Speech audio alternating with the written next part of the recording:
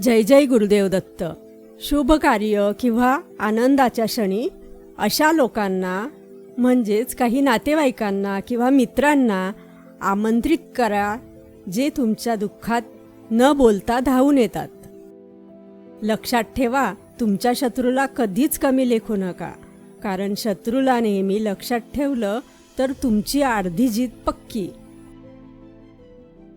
जर कोणी तुमचा पगार किती किंवा किती कमवता असं विचारत असेल तर खरं तर तो व्यक्ती असा अनुमान लावतो की त्याला किती इज्जत दिली पाहिजे, कारण ती व्यक्ती तुमची इज्जत करत नाही, तुम्हाला असाच मान सन्मान देत नाही, ती तुमच्या कमाईला मान सन्मान देते. हो, या कलयुगाचा हाच नियम आहे, हेच सत्य आहे. जर तुम्हाला कुठल्या व्यक्तीला त्याच्या वायफळ प्रश्नाचे उत्तर द्यायला संकट वाटल्यासारखे वाटत असेल तर अशा वेळेस ते टाळावं, फक्त स्मित हास्य करून सोडून द्यावं.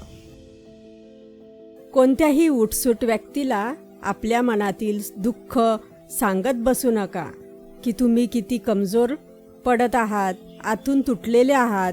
लक्षात ठेवा, लोक तुटलेल्या घराच्या विटा देखील न्यायला कमी करत नाही. याचाच अर्थ गोड बोलून तुमचं सगळं ऐकून घेतील व तुमच्याच शत्रूला जाऊन ते सांगतील. इतर लोकांना हसून हसून सांगतील व शत्रू पुन्हा वार करायला तयार होईल, सतर्क होईल. म्हणून मनातील गोष्ट देवाजवळ बोला, तो तुमचं नक्की ऐकेल. जर तुम्हाला घारीसारखी नजर आणि उड्डाण ठेवायची असेल तर स्वप्नरूपी फुलपाखराचा पिछा करणं सोडून द्या. हीच आहे जीवनाची सोपी आस्था. जय जय गुरुदेव दत्त.